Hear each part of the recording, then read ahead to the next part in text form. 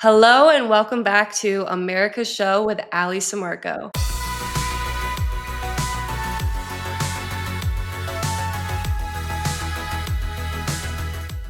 Today we have a fun co-host, Adam Parkamenko, and a very special guest, Keith Edwards. Keith is a Democratic strategist and, as we call him, America's sweetheart. And today we're going to chat with him about the state of the 2024 election and a bunch of other things. So welcome, Keith. Hello.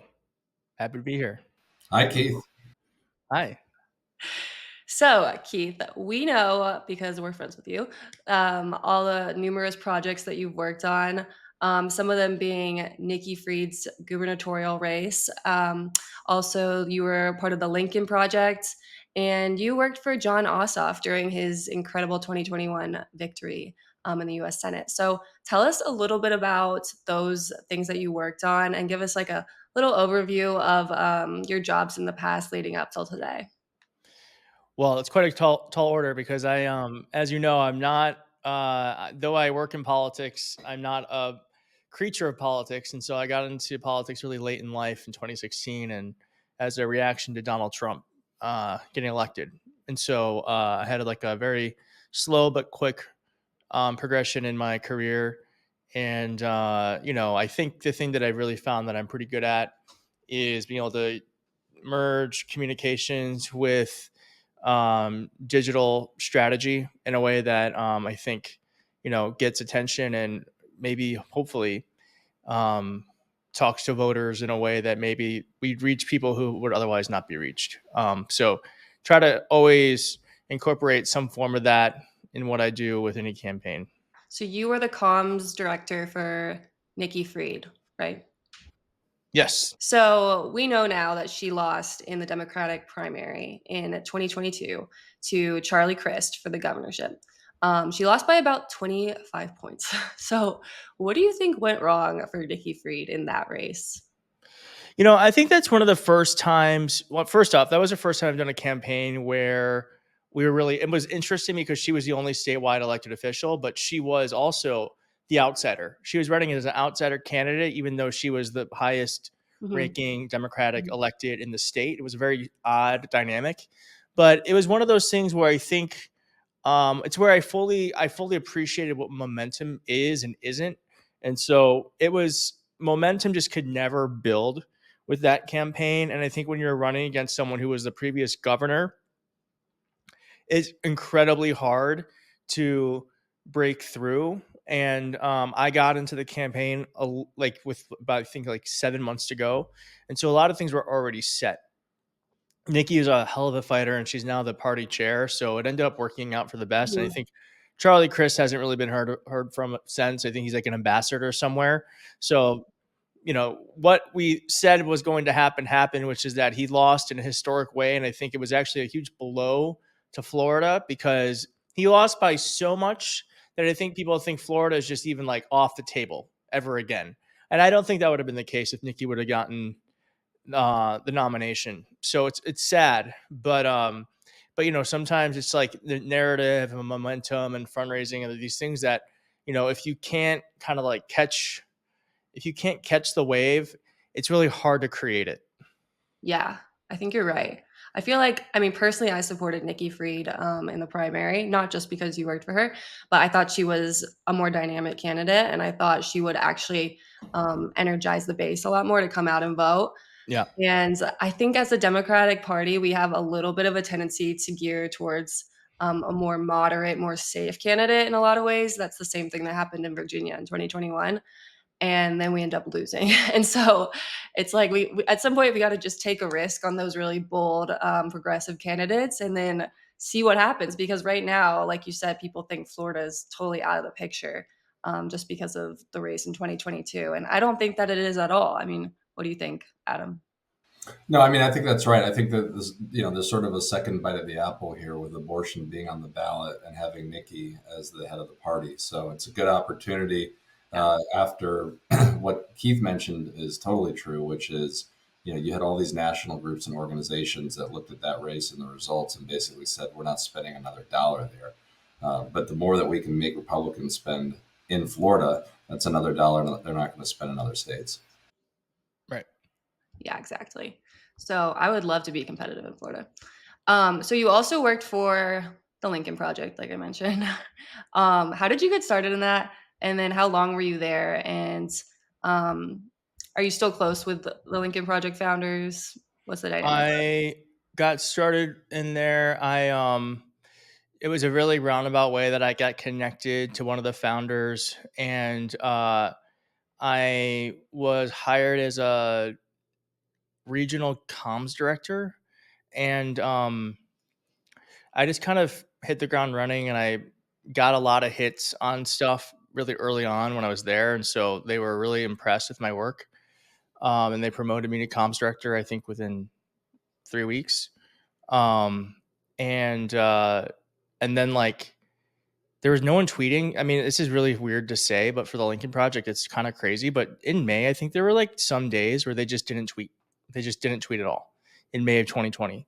And so they're like, Keith, can you pitch in with the tweeting? And I was like, sure, I can help. And so they gave me the access to the Twitter account. I think they had like 300,000 followers at that time on Twitter.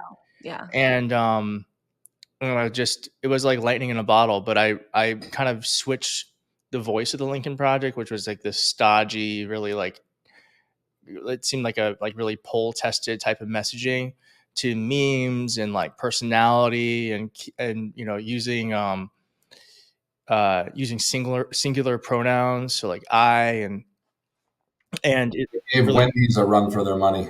What's that? It gave Wendy's a run for their money. Yes, it was. And so I was the only one, so it was very successful. And I think they got at the highest, they were like 2.8 million followers on there.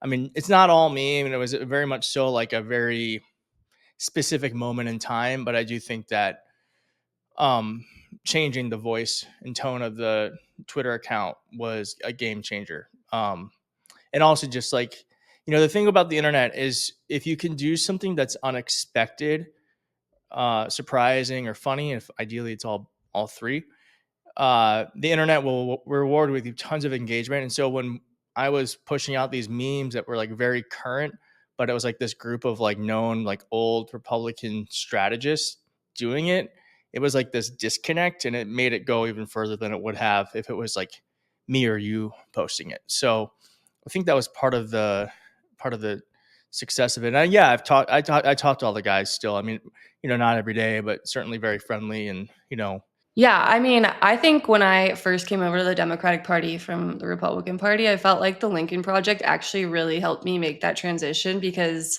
it was a group of people who basically were doing the same thing I was, and I knew that I wasn't alone. When it comes to current trends and implementing them to programs or organizations. And I feel like the Biden campaign is really good at doing that right now. They've really utilized like TikTok and Twitter and use current trending topics to communicate better. And it comes off like funny because Biden is older, as we all know. But it just works for some reason and it gets so many clicks. So I think you're right on that topic. Um, so being totally candid right now, Keith, what do you think or how do you feel about the 2024 election cycle? honestly, not great. Not feeling great. I mean, I know anything can change, and so elections aren't won in a day or even a month, and I know that polls today don't predict the future November, but I just think I feel really demoralized. I mean, just like the media narrative, the fact that fascism is on the doorstep, it feels like very demoralizing. And honestly, it's terrible that that's the case, because being demoralized and feeling defeated leads to defeat. And so I wish I didn't feel that way, but I think in order to get through something, you can't deny you're in it. And so my hope is, by saying that this is depressing and anxiety inducing and sad, frankly, it allows other people to process that a little bit too, because we have to process our feelings in order to get through to the other side of it. And I want to get to the other side of like angry, pissed, ready to fight, indignant, you're not taking my country. I want to get there, but right now I'm just like depressed, sad. Oh my God. I feel the same because I feel like all the talk right now and has been for the past week is the debate. And is Joe Biden dropping out and what Democrats are telling him to drop out and blah blah blah blah blah. And meanwhile, we have this like fascist takeover happening and it feels like the media has just kind of like given up sort of like they're like okay well there's just too much going on over here and there's too many lies and too much like treachery happening that we're just going to focus on an easier topic which is Joe Biden's age and we're just going to like narrow in on that because that's interesting that people are calling for him to drop out when it's like Donald Trump is the one that should be dropping out. Like, and Republicans won't call on him to do it because they're more unified in that fact. But it's like he is the one who could potentially be in jail by the election. He is the one that brings all of this baggage, all of these like crazy like conspiracies and crimes and stuff, and people around him that have gone to jail, and his own vice president isn't running with him. Like all of these things, and they're focused on Joe Biden, and it's so frustrating. So, I mean, I feel like Adam, you probably agree with that. Yeah, I mean, I watched the debate and I felt like the next morning was basically trying to piece together having gone on a bender and, just leaving a funeral. But the problem for us is that it's not just Donald Trump we're running against, right? We're running against Donald Trump, we're running against Russia, we're running against the New York Times, we're running against the Wall Street Journal, and so on. And so basically, all we can do is just pick up and keep fighting. And, this is the narrative the media wants. It's what they should have been saying about Donald Trump all along. They're not, but here we are. And thankfully, we have people like Keith out there fighting the good fight every day. Yeah. Here's my problem, though. So he had a bad debate. He didn't have a stroke on stage. He didn't like keel over in the middle of it. Like he stumbled over his words. He had some memory lapses. Like we know this about Joe Biden. We've seen him give speeches. We've seen him talk to voters. He stutters over his words. Sometimes he starts a sentence and then it kind of trails off. Like we know this. Like it wasn't anything really crazy. And I feel like it's been taken so out of context. And Joe Biden has and yes, I get people are concerned, but Joe Biden has made very clear, like, I'm in it to win it. I'm here. I'm running.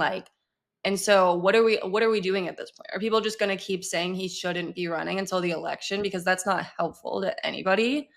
So it's frustrating. And the other thing is like we had a primary. I was actually personally a supporter of like anybody running in the primary because I feel like that's when democracy works best. I wasn't one of those people that was like coming for Dean Phillips's head. Like I understood why he was running and I understood why people might want to run because that's what we deserve. We're not kingmakers. We don't just, anoint someone to be the nominee. So, but I feel like we are past that point. We've moved on. We selected our nominee and it's just kind of like, what are we doing at this point? Like, are we just gonna, like I said, just gonna keep talking about this and then hurt his chances of getting reelected by talking about how he might not get reelected? Like, we have to just move on at some point. Let me go back to Keith's point. So I think that like it's totally fair game for anybody who wants to share how they feel or has a concern about something online. That goes for, somebody who is potentially voting for Joe Biden, who is committed to voting for Joe Biden. It could be for a candidate in a swing district who has to say how they feel. And, they don't know whether or not Joe Biden at this very time will be on the ballot in November. I'm not suggesting that he's not going to, but that's how they feel. And they might be looking at a poll that shows Joe Biden 15 down in a district that they can flip a seat, and that's going to help us retain the House. So everyone has sincere reasons. Some folks have an agenda. I get what the media is doing, but it's the same thing as Hannity last night. Donald Trump goes on Hannity and it was, 4, 5, 6 minutes less than Joe Biden's recent interview where he called into Morning Joe. Joe Biden called into Morning Joe live. And the Hannity interview was pre-recorded and edited, and nobody will ever ask them if they're going to share a copy of the transcript of what Donald Trump actually said in the full interview to Hannity. So that's sort of where we're at. It's this catch-22 where I am all for primaries, vetting people. There's an old historic quote and I'm going to get whoever said it, maybe it was James Madison, wrong, which is basically once you're elected president, you become property of the people.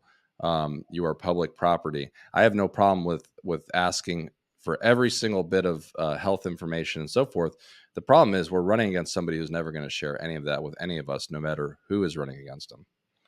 I know, but you don't. I personally believe we all lose if we win by acting more like them. So I don't. I'm not one of these people that thinks like, well, they don't give their tax returns. Why should we? They don't. They don't give interviews to press. Why should we? It's like that's we have to win by acting like the leaders and the leaders we want to have and also the country we want to be. And so, yes, Donald Trump wants to win by doing less, having less excess, you know, saying he's going to be a dictator on day one, like all that sort of stuff. Yes, but I don't want to win by acting like that guy. That's There's my also a generational change here too, and it's something that even in recent history we should be very cognizant of and look at. And there are folks who should have passed the baton a long time ago, right? Dianne Feinstein, look at her legacy. Mitch McConnell, terrible person, but look at his legacy, right? We've had issues with the Supreme Court and losing seats because people didn't step down when it was past their time at a time that they should. So I think that this is all sort of coming to a head in a number of different ways. And the truth is, the reason why I got involved in politics was because of a speech that I heard Hillary Clinton giving when I was 17. She said she wanted to leave this country in a better place for our generation. And I think that's something that a lot of people need to keep in mind and do. But I don't want to take away from the folks who do it. Speaker Pelosi stepped up and she knew and thought it was time to pass that baton, but not just with her, with the entire leadership. And she stayed there to be a piece of support for Hakeem Jeffries, but she did it the right way. So there's a number of things here that I think people should kind of take a look at, not just this election, but moving forward. So, Keith, something that I'm interested in hearing, I wanted to say, by the way, Keith, Adam Parkamenko, kind of like Morning Joe. Question that I had for you is, look, there's a number of different platforms. Some days they seem to work on social media. Some days they don't. Clearly, every single day there's things that are taking place at these companies where they are adjusting whether or not people are seeing content, whether or not people are growing as quickly. It seems to me that maybe even Twitter, which I refuse to use the new name of, has made a couple tweaks where people are gaining a couple followers here and there again. Where do you think what do you think the best platforms are? Are they all of them to get out the message, to reach different people? And if folks are looking to get online and get involved and do something new when it comes to social media, where would you recommend they start? So the first question, I think honestly, like if you're someone like us, or you have a following online, I think diversification is a thing that I would tell anyone and everyone that if you are relying on one platform, then it's like it would be like I don't even know. It's like having Adam all of your Parkamenko for 10 years on Twitter. yeah, it's like having all your stock, all your money in one stock. Mhm. It's just you have to diversify because I don't want Elon Musk or Mark Zuckerberg to ever be my boss, and the algorithms really are your boss at that point.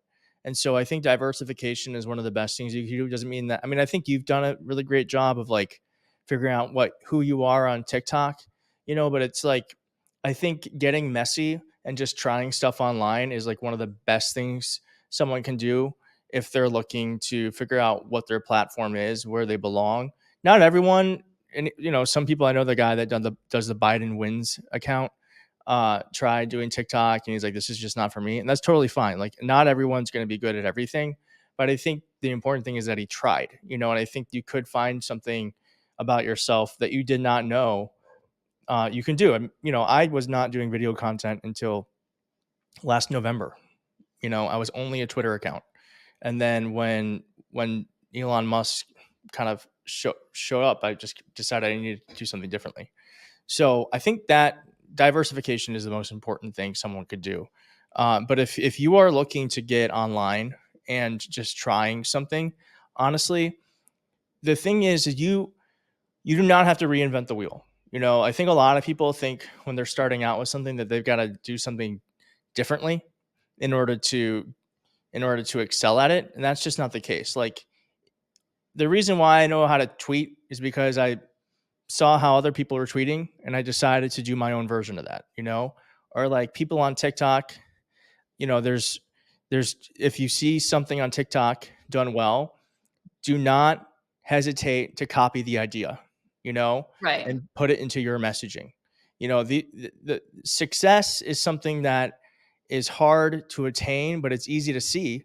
And so if you're seeing someone do something well online, steal it.